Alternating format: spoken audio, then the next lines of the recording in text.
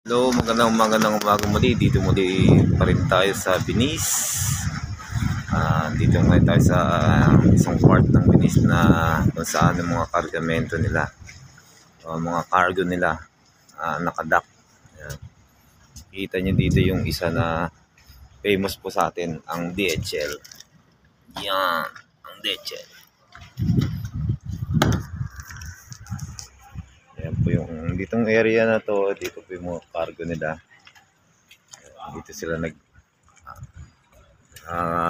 kakarga. Ayan, ang kargamento dito, mga dito yung pinaka main na daanan ng mga pag may mga karga, cargo dito sa Venice. Ngayon ako naniniwala na ang DHL pala ay itong air, land at sea. Ayan DHL delivery. Okay guys, thank you.